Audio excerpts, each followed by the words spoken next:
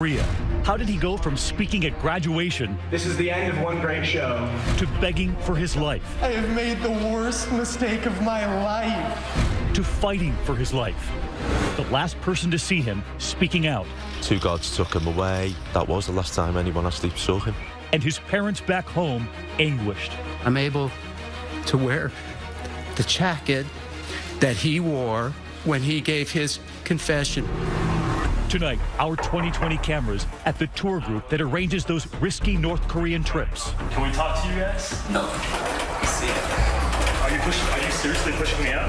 Why would you be taking people into a place that you know is so dangerous? Bob Woodruff takes us inside a forbidden world. Right across the river is North Korea, and it is absolutely dark. The secret talks for Otto Warmbier's release. What really happened in those 17 months of captivity? I have to tell you something that I haven't really said publicly. And what about that mysterious off-limits 5th floor in Otto Warmbier's hotel? Every single day I asked if I could see the place where he's alleged to have taken down that poster. Tonight, the friends who knew him best. Their questions, their outrage, and their goodbyes. That's the video that should be shown. You can see he's smiling from ear to ear. That's Otto. Good evening, I'm David Muir. Elizabeth is back next week. Tonight, right here, the part of the story you haven't heard. The extraordinary loss for a mother and father who had not seen their son in 17 months. Returned to them from North Korea with severe brain damage. This evening, that breaking headline out of North Korea. They're now saying they did not hurt him. In fact, they claim that they're the victim. Tonight, Bob Woodruff, who has reported from North Korea so many times with what we now know about this extraordinary case, as he pieces together the mystery.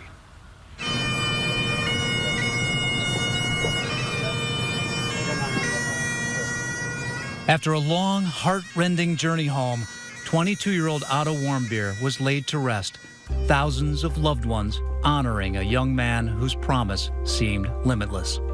Mourners wiping away tears as the hearse wound its way through town to the cemetery. His friends now speaking out for the first time. To now have the opportunity to explain what type of a guy he was and what he meant to us, each one of us, we're just really grateful for that because he was just the best guy. And on display at the funeral, the quiet testimonies of Otto's belongings: shoes, his wallet, his passport, his jacket, relics of a journey that began with hope and ended in horror. I knelt down by his side and I hugged him, and I told him I missed him and I was so glad that he made it home. It's just unacceptable and unthinkable. It's a nightmare, really. December 29th, 2015, Otto Warmbier was aboard an old Soviet jet crossing into North Korean airspace. I've made that trip too, 8 times in fact, where the onboard announcements welcome you to a nation state, which is also a state of mind. Pyongyang is the capital of the Juche Korea. The might of Korea is well known to the world. Immediately, Otto and his travel group hit the ground running, going on a guided tour of Pyongyang, the country's capital. On billboards everywhere, former leaders, Kim Il-sung and Kim Jong-il, grandfather and father of current dictator Kim Jong-un. Augustin Feliciano made a similar trip 2 months before Otto. We would see normal North Koreans walking around on the street, people going to work, coming home from work, soldiers. It's a city teeming with military, the world's 4th largest army. Children everywhere, walking in formation, singing praise for their nation. There would be a couple times when we would think, is that staged? Like the glorious little children at the Pyongyang nursery school. And what are they singing? This is the song of General Kim Il-sung. As we watch, we are struck by the uniform smiles, the synchronized movements. This might not be the average tourist's idea of a perfect vacation, but Otto Warmbier wasn't the average tourist. He just loved traveling in general. He just had this sense of curiosity about him. He was never afraid of anything. Otto's hometown is the small Cincinnati suburb of Wyoming, Ohio. All-American, affluent, known for its top-notch schools and tidy tree-lined streets. My colleague, Lindsay Janis, went to visit. We're a close community, A tight-knit community. a tight-knit community. We look at the Warmbiers as part of our family. The family, Otto's mom Cindy, his dad Fred, who owns a metal finishing company, and his two younger siblings, Austin and Greta. Otto, a prom king and soccer star, grew up with this group of high school friends, spending hours together in this basement hangout. You guys spend a lot of time here with Otto? High school. Every weekend, probably. Yeah. He had that special ability to be able to make you feel like you were the only person in the room. He was charismatic. Oh my gosh, yes.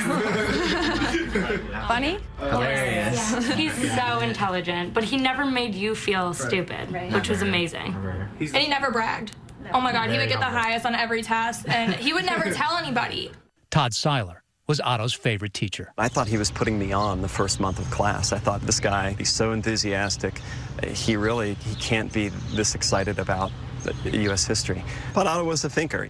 Otto graduated second in his class and was selected to give a speech at graduation. He showed love to his small-town roots, but seemed ready to explore. This is our last day together as Wyoming High School's class of 2013. Tomorrow morning, we will all belong to another class, another job, or another city. No matter where we go or what we do, though, we will always have this group here. After heading off to the University of Virginia, Otto hopscotched the globe, visiting Cuba, Israel, and Ecuador. During his junior year, he embarked on a study program in Asia. Otto's father would later show Fox News' Tucker Carlson what he had packed for his trip. He's got his UVA notebook. Yeah, his passport. This was Otto. Most of this stuff would have been bought at a thrift store. He loved that. He's got a taste for zany shirts, I know. He does, and he looked good in them. But then Otto made a fateful discovery, one which led to a fateful decision. He found a travel group called Young Pioneer Tours, based in China and specializing in tours to North Korea. In this promotional video, a tour guide describes the journey. So North Korea is a 10-minute walk that way. Okay, here we are in Pyongyang now. There seems to be an atmosphere of fun associated with this trip. Let's go to North Korea on a lark. Anna Fifield is the Washington Post Tokyo bureau chief.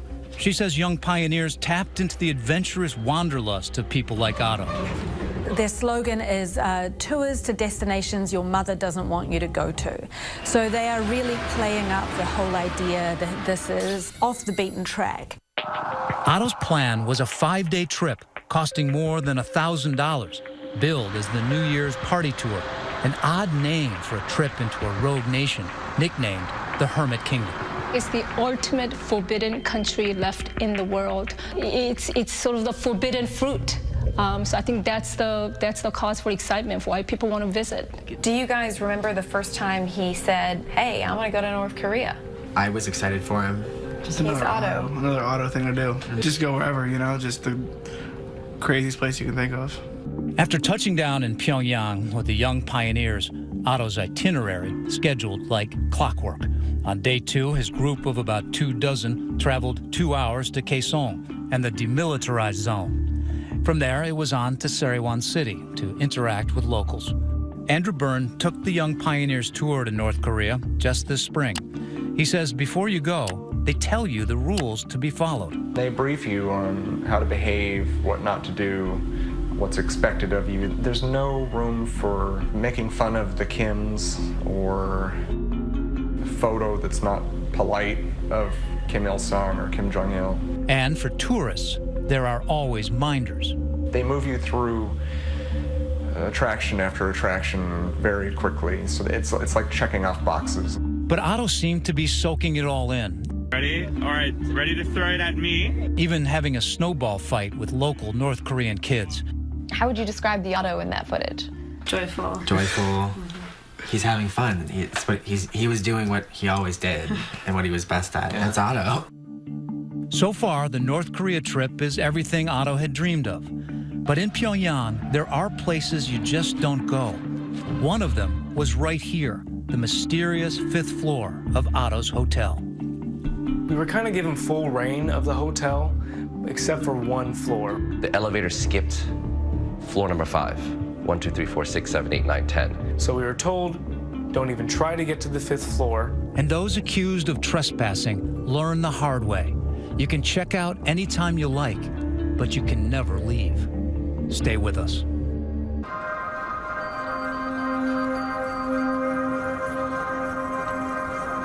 A stranger in a strange land, Otto Warmbier is making the most of his North Korean adventure. The only complaint so far? The cuisine. Otto told this participant, "This is also strange." Journalist Isaac Stonefish interviewed several of Otto's travel mates. This participant remembered thinking to themselves, "Oh gosh, he's really out of his league here." Out of his league, possibly because this trip is much more than mosaics and military parades. It's a party. Among the stops on Otto's trip itinerary, Taedonggang No. 3 Brewery and Rakwan Beer Bar, home of the 50-cent pint. Young Pioneer Tours' approach is very much one of let's go have fun in North Korea, drink some North Korean beer. And based on photos on Instagram, it appears the founder of Young Pioneer Tours, Gareth Johnson, likes to chug, and on his arm, a version of the North Korean symbol. It's fine for vacationers to throw back a couple, but reportedly those on the trip with Otto say the tour guides were also indulging, a regular pattern, Stonefish says. The problems have been with Young Pioneer is some sort of recklessness, not enough paying attention to the tourists that they're supposed to protect. Other tourists have said the guides were professional. The Yanggakdo Hotel, where Otto stayed, I've stayed there too, though typically reserved for foreign government officials. It's located on an island, isolating most visitors. Hi guys, I'm Rowan. But as Rowan, a manager at Young Pioneers, shows in this YouTube video, there is plenty to do. And we're going to show you all the facilities and everything this hotel has to offer for all the tourists that come into Pyongyang in North Korea. Let's go. 25-meter lap pool, it's heated. A swimming pool, bowling alley. The 2 lanes have been recently renovated. And a mini-mart to stock up on those travel necessities. Water, more beer, coffee, Korean lollies. But conspicuously missing from this video, the 5th floor. In fact, it's kind of missing altogether. We were kind of given full reign of the hotel, except for one floor. The elevator skipped floor number 5. 1, 2, 3, 4, 6, 7, 8, 9, 10. So we were told, don't even try to get to the 5th floor. We're told the 5th floor is for staff only, off limits to guests. What actually happens there is the source of rumors, most of them unnerving. It's where they keep the surveillance equipment, where they use to bug all of the rooms. It was a floor unlike any other floor in the hotel. So this is a video of our excursion to the 5th floor of the gate. Travel blogger Calvin Sun didn't want to speculate. He wanted to see it. So in 2011, he and some friends snuck onto the 5th floor. Mysterious 5th floor. And videotaped it. What goes on here? Nobody knows. You notice that the floor you go onto when you go from 4 to 5 is a lot shorter and had paintings. It's not artwork on the wall, but rather propaganda. Military first, powerful nation, reads this one. But perhaps the most disturbing is this, featuring a bomb with USA on it. Revenge 100 times, 1,000 times to American wolves. Calvin and his friends had no trouble on the 5th floor that night, but others might not be so lucky. New Year's Eve 2015, Otto headed to Kim Il-sung Square for fireworks. That of Young Pioneer Tours shows us this scene in 2016 in a YouTube video. We're here in Kim Il-sung Square, and it's absolutely packed with people. Happy New Year from Pyongyang. They were out in this big square. It just seemed like a fun, festive atmosphere. On the itinerary for the next morning, a chopper tour of Pyongyang, probably over the same spot I saw from the air last year. I can't tell exactly how old this helicopter is, but it's working. And later, he was posing for pictures at the Grand Monument, this one posted on Twitter. And these others obtained exclusively by DailyMail.com. Look at how the strapping, all-American towers over the local North Korean women, seemingly a fitting finale to his adventure in North Korea. At the airport, me and Otto were the last two through the security, and he simply had a tap on the shoulder. Denny Grattan was Otto's roommate during the trip. 2 guards took him away, And I sort of laughingly said to him, well, that's the last we'll ever see of you. And because we got on so well, Otto turned around and just chuckled at me. Grattan says that was the last time anyone saw Otto. The tour group was told he was sick and needed treatment, so they left without him. The company says they made numerous attempts to get information about Otto. But for nearly 3 weeks, no word publicly, until the dreaded news breaks. Breaking news overnight, an American college student, Otto Warmbier. He was arrested while perpetrating a hostile act. They're not saying any more than that. To hear your friend's name on national television, and you don't really ever get accustomed to that. Otto Warmbier was charged with hostile acts against the state, which is a kind of catch-all charge that North Korea levels against people who have done anything. And what exactly did Otto do? The North Koreans point to this surveillance video. They say that's Otto on that infamous forbidden 5th floor of the Yanggakdo Hotel, attempting to steal one of those propaganda posters. But the video's so grainy, nobody really knows if it's him. It's unprecedented to actually do something to a poster with a great leader on it. This is a major crime in North Korea because defacing anything that has a picture of great leader, dear leader, it's punishable. The following month, he was marched in front of TV cameras and made a so-called confession. I understand the severity of my crime, and I have no idea what sort of penalty I may face. The confession that Otto Warmbier gave before the cameras early last year, it seemed scripted for him. I never should have allowed myself to be allured by the United States administration to commit a crime in this country. He admitted to a really bizarre range of things, like belonging to a secret society, stealing this poster on orders from somebody in a church. It's incredibly clear that it was a performance. Please, I have made the worst mistake of my life. For his friends watching it back home in America, the only thing real were his tears. Another month passed, and Otto appeared in a North Korean court, this time to learn his fate. North Korea runs these kind of sham trials. Yes, it was less than 1 hour. Otto had no defense. You know, he was guilty before he went into this.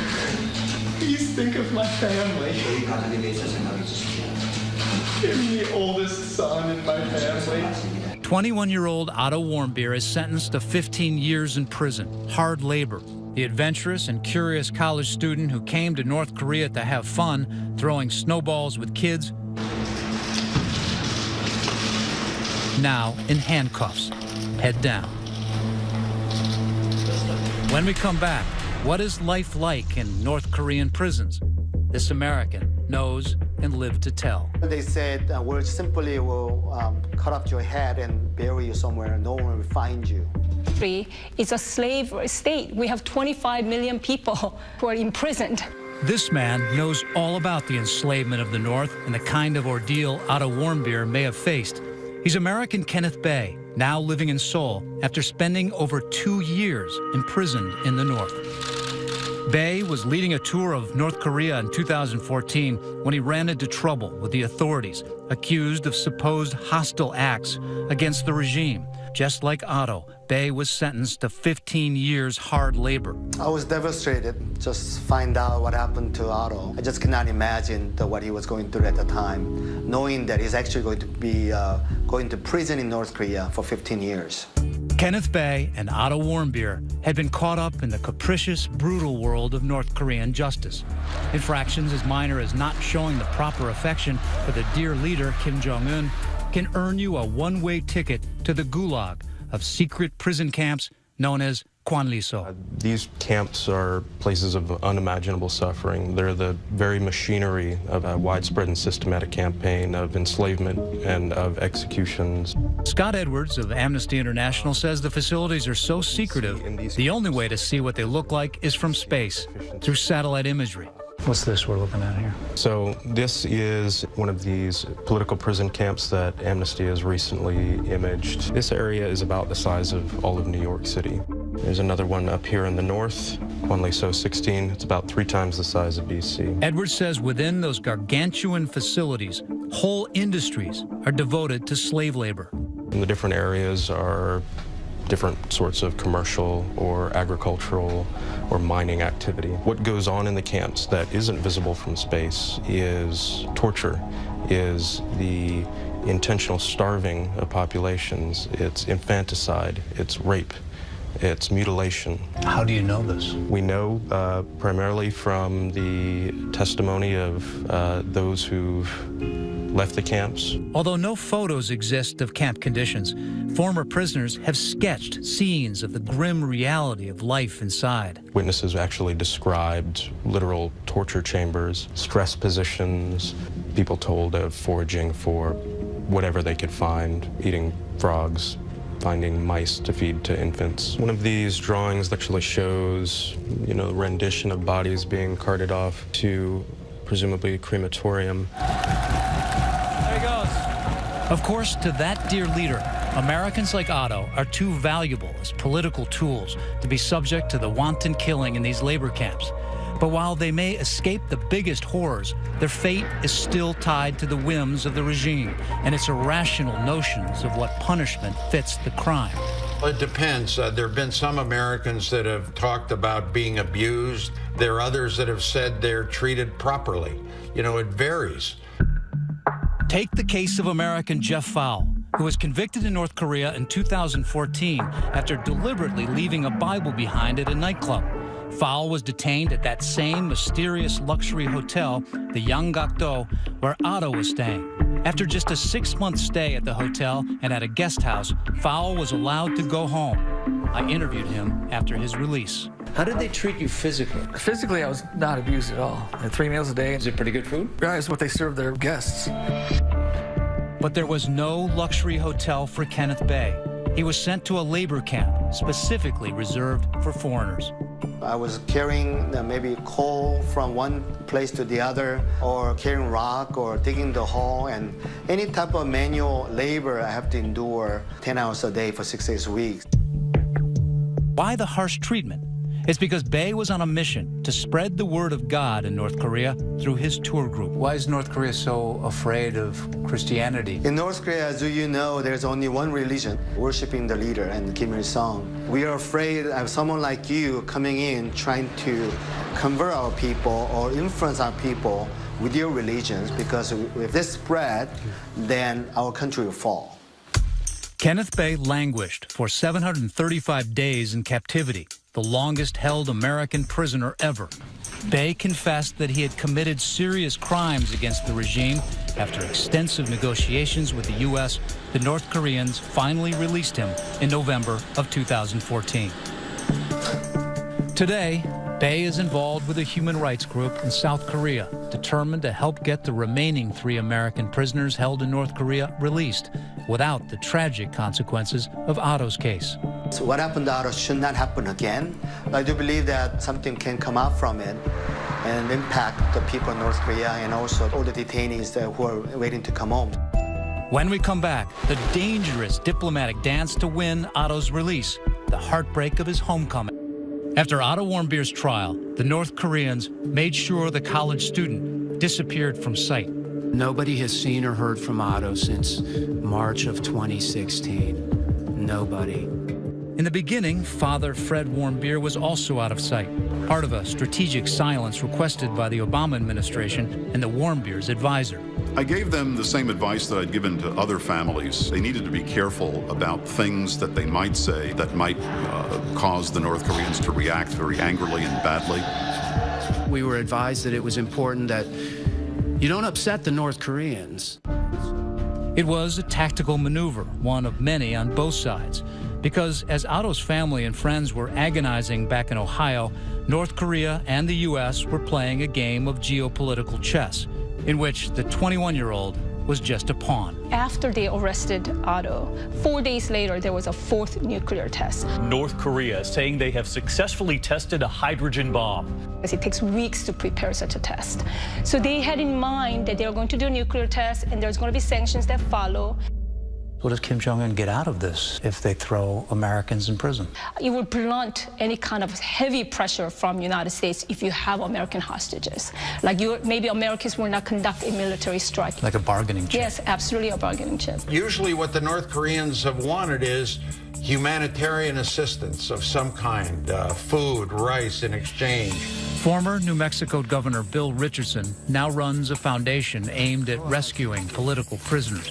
But with Kim Jong-un, this new leader, we don't know what he wants. He stays silent. One of the very first things that I said to the Warmbier family was that the North Koreans will let Otto come home when they are done with him, when he is of no longer value to them. Journalist Anna Fifield heads to that notorious hotel in Pyongyang, looking for answers, finding only frustration. I asked if I could see the place where he's alleged to have taken down that poster, and there was just nothing. No news whatsoever coming out of the North Korean system. Otto Warmbier's father, Fred, works tirelessly to get his son back. We've been to Washington, D.C. over a dozen times. We've met our senators, our congressmen. We've worked with Governor Richardson. My organization worked with the family, briefed them, tried to get Otto out. The response? North Koreans stiffed me. They never said yes. They never said no. I was back in North Korea myself last September. Driving 2 hours south, we arrive at the demilitarized zone. So here's the line. So on the other side is the South Korea. I met with the Director General, high-ranking official, who told me Americans like Otto will be treated as prisoners of war. They began calling the Americans that they had in custody prisoners of war. All bets were off in terms of the rules that they were required to follow. Back in Ohio, the family was running out of patience, while Otto's friends prayed for his survival.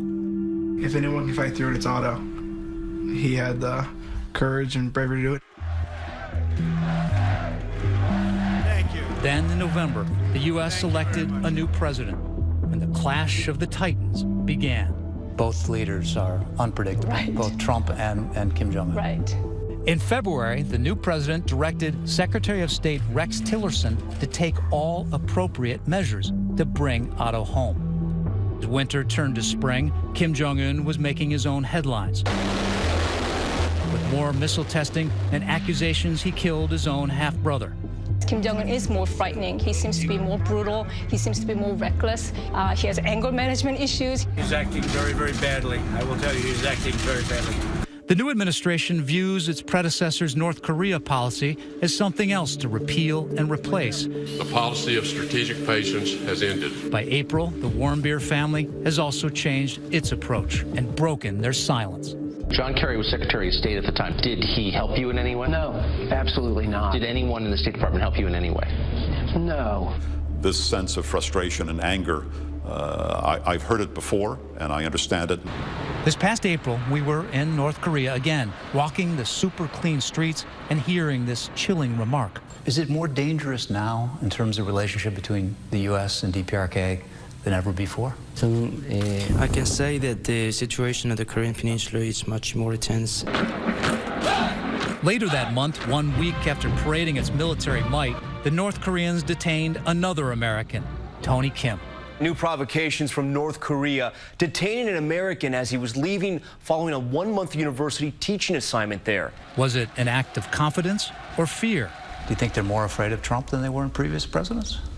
They might, just because the whole world thinks Mr. Trump is more unpredictable. Tonight I ordered a targeted military strike. And they've seen what happened with Syria with the missile strike, and so I'm sure they're very nervous. Then, after a year of stonewalling, negotiations for Otto's release began. In May this year, there were some of these talks. They were held in Oslo, and at these talks, we now know was Joseph Yun. Joseph Yun works for the State Department, specializing in North Korea policy. And suddenly, he's making progress. Otto's friends envisioning his return from his imprisonment in triumph. Coming home into the basement and then just giving him a big hug and hearing his stories. But within weeks, those hopes are dashed. Joseph Yun is summoned to an urgent meeting at the UN. It was there at this meeting on June the 6th that the North Koreans disclosed that Otto Warmbier was in a coma. Now we know why the North Koreans stiffed me. Otto was in a coma, and they didn't want anybody to know. Secretary Tillerson immediately dispatched Yun and his Gulfstream 3 to the rogue nation with one order: bring Otto home. Ambassador Yun insisted with the North Koreans that Otto Warmbier be released on humanitarian grounds. And as Otto's loved ones were anxiously awaiting his arrival, the horror of his maltreatment suddenly so real as he was brought off the plane, limp and unconscious. We were all very hopeful, no matter what people were saying. So I don't think we really fully grasped how serious it was. An exhausted father, wearing the same jacket Otto wore at his trial, was relieved his son was at home, but bristling at the North Korean claim that this was a humanitarian act. They did not do this out of the kindness of their hearts. North Korea doesn't do anything out of the kindness of their heart. I think the reason the North Koreans released him is because he looked like he was about to die, and they didn't want him to die in North Korea. When we return, we track down the tour group that brought Otto to North Korea. Is this Young Pioneer Tours? Looking for answers. Are you seriously pushing me up? I just asked nice things. No, seriously. It was not the high school homecoming that Otto Warmbier's parents could ever have imagined. His funeral was held in the auditorium of his alma mater, Cincinnati's Wyoming High School, yesterday. On display, the jacket he wore in the North Korean court and the passport that ultimately did not save his life. We feel like we lost a son. We really think he represents everything that's the best in our community, and we're just offering support for the family. After 18 months of helplessly following Otto's captivity, reaction to his shocking end washed across social media. On everyone's mind, what happened to him in North Korea. At a press conference at the hospital in Cincinnati, where he was briefly treated before his death, some clues were revealed. Our purpose today is to describe the medical and neurological condition of Mr. Otto Warmbier.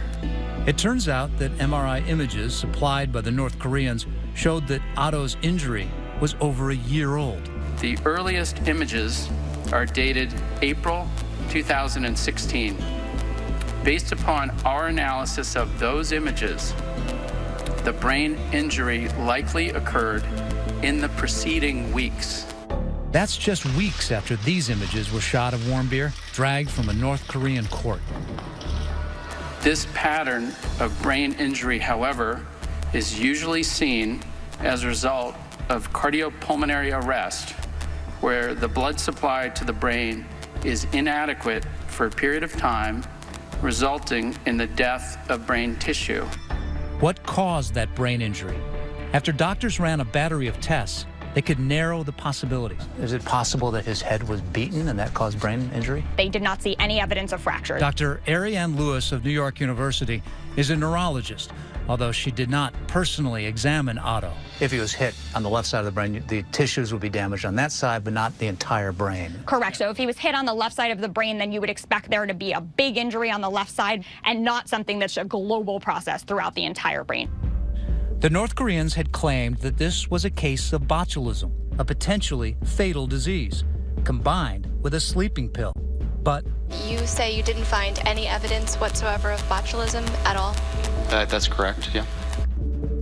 But Dr. Lewis says even an autopsy, which Otto's parents decided to forego, would likely not have solved the mystery. There's nothing that can be looked at from a pathological perspective to say, here's exactly the sequence of events that happened while over there. Whatever the truth, many wonder why Young Pioneer Tours would even offer a trip like this. In a statement to us, they noted that none of the previous travelers who'd been detained in North Korea had suffered such tragic finality. Still, they will no longer be organizing tours for U.S. citizens to North Korea, and they expressed their deepest sympathies to the Warmbier family. For more answers, we sent an ABC producer here to Xi'an, China. Down this dark hallway, he found the Young Pioneer Tour offices. Is this Young Pioneer Tours? The staff didn't exactly give him a five-star welcome. Hi. So I'm with ABC News. Can we talk to you guys? No. Can we Can we talk to, is there anyone available to talk to on camera? No, we've released a statement, and that's all I've got to say at the moment. See ya. Are you seriously pushing me out? I just asked nicely. Is there anyone I can contact? Our media officer. We've been trying to contact him the past few days. Keep trying. Up next, could Otto's death be the tipping point in a dangerous, high-stakes international game? There's this old Korean saying that if somebody points a gun at you, you'll point the gun back. Stay with us. Otto's now all-too-familiar perp walk was reprised only a month later in the same courtroom by another American. That's businessman Kim Dong-chul, one of the 3 Americans still detained in North Korea.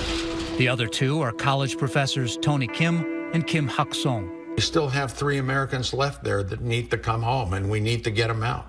Former Governor Bill Richardson, who has negotiated with the regime in the past, has a stern warning to the estimated 1,000 Americans traveling to North Korea every year. Don't go to North Korea. It's too dangerous. And you may end up like Otto Warmbier, unjustly killed. This is a human being detained, 21 years old, with a great family, a grieving family. North Korea should not get away with this.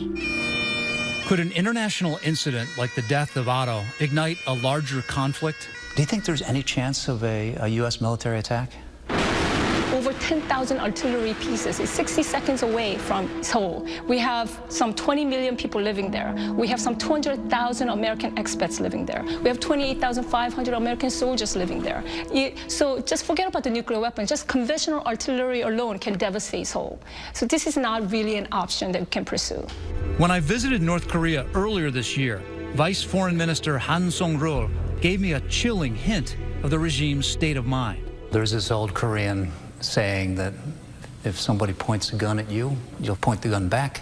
But if we offer you a rice cake, you'll offer a rice cake back. Do you think in this condition right now, are we going to have peace with a cake, or do you think we're going to have a bullet? The exact expression is that if America pulls out a knife, we will pull out a sword. And if America pulls out a gun, we will pull out a cannon. So what other options are on the table? The U.S. will likely keep up its reported cyber attacks on North Korea's missile system while continuing to push for China's cooperation in the region. China accounts for roughly 90% of North Korea's trade. China is our ally in an effort to quell North Korea, but they still haven't done enough. More likely, the next step would be economic sanctions against Chinese banks that do business with North Korea. Think of the North Korean regime as a large mafia family. They make their money off of everything illicit: drugs, cigarettes, money laundering, arms smuggling.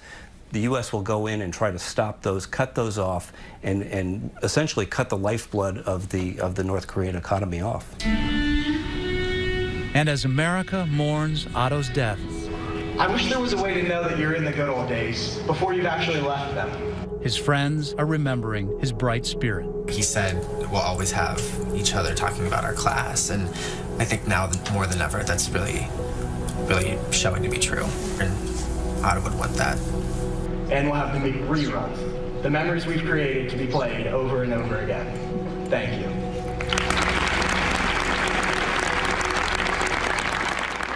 Otto Warmbier, in his own words, those words his mother and father, his entire family will hold.